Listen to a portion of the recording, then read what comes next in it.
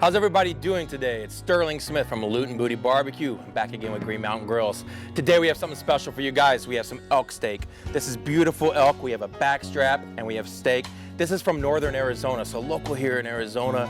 I'm excited to use this local meat and some elk. And what I'm gonna do on this elk is make a beer brine. I'm gonna have some beer, Worcestershire sauce, a little bit of Dijon mustard, hot sauce, a little bit of soy, and a little bit of sesame oil. And I like that sesame oil over the top. It adds a different layer of flavor, and it's gonna pair well with this elk. So what I do on this beer brine marinade, I'm gonna do about a half of a beer.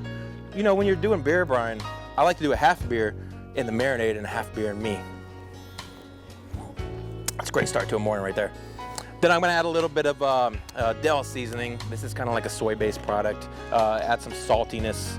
I'm gonna do about a quarter of a cup approximately in that. I'm gonna come back with a little bit of Worcestershire sauce. I'm gonna add about 2 tablespoons of that. That adds that anchovy flavor.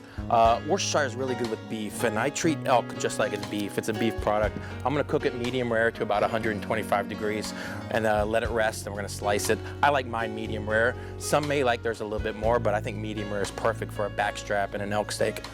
To this concoction, I'm gonna add some hot sauce, just a couple of drips, boom, boom, boom. I like things a little bit spicy. Some Dijon mustard in here. That's gonna add another depth of flavor, and I'm gonna use about 2 tablespoons. I have some garlic paste. I add about a tablespoon of that in there. A little bit of, like I said, that sesame oil. Add some great flavor to it, and it's gonna take it to another dimension. I'm gonna do about a half tablespoon. And then I'm gonna use this Green Mountain Grill beef rub, this beef seasoning. It adds some nice, there's some salt and pepper in here. It adds some great flavor and great color to our meat. So we're gonna use about approximately a tablespoon of that. We're gonna mix this everything up. And what I like to do with this beer marinade is do an overnight brine, usually about 6 to 8 hours. So what we're gonna do, I have some pre-made, but we're gonna do this about 6 to 8 hours. Let the elk sit in there in the morning, pat it dry, get some more seasoning on it, and then we're gonna take it straight to the grill. So whisk this all up. Always have to taste what you're doing. It's beautiful. We're gonna take these steaks and set them right here in this marinade, and they're gonna soak this up overnight. Sometimes elk can be gamey. It may have that gamey or minerally taste. So what this is gonna do is balance that out and let this elk soak up all these flavors overnight. It's gonna be beautiful. So now we're gonna put this away and come back in the morning.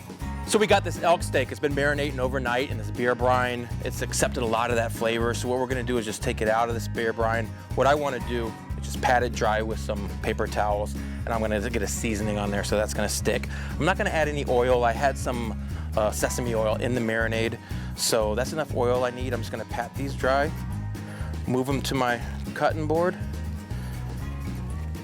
and then we are gonna get some nice seasoning on there. And we're gonna let these sit for about 10-15 minutes, and that seasoning is just gonna soak in all the pores in the meat, gonna open up, accept this beef seasoning. It's gonna be a great flavor for this elk steak. So we got these elk steaks seasoned up with our GMG beef rub. We're gonna put these directly on the grill at 500 degrees. We're gonna cook it on a Daniel Boone with some premium Gobelin, which is a mixture of oak, hickory, and maple. They look beautiful. This backstrap is amazing. The cool thing about elk is it's very lean meat, so you don't wanna cook it too much. The more you cook it, the drier it's gonna be. So that's why I like to be medium rare, about 125 degrees. I'm gonna put it directly on the grill grates. Just like that.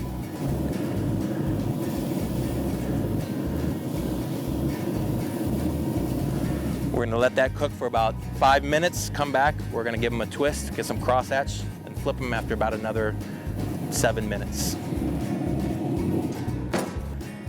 They're looking beautiful, that seasoning is set in, and what we wanna look for is we get some good markings. Oh, look at that.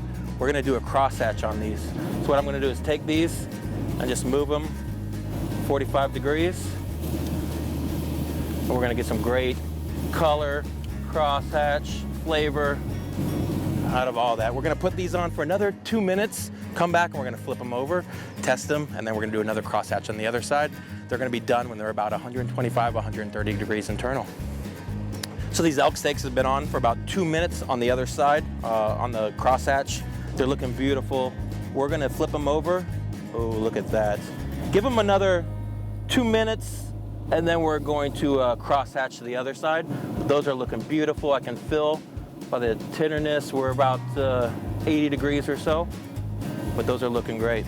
So these elk steaks have been on another 2 minutes. We cross-hatch patterned them. They look gorgeous.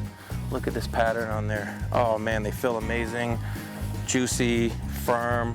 They're ready to go. We're gonna take these off.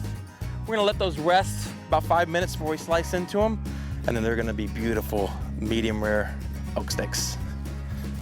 So we got these elk steaks. We cooked them to about 125, 130 degrees. They've been resting now for about 5 minutes. We got some beautiful crosshatch markings on there. We have some of the Green Mountain Grill's beef rub on it. We're gonna slice into this backstrap first. I love backstrap, great flavor, it's lean, it's a great meat. One of the best cuts on that elk is that backstrap.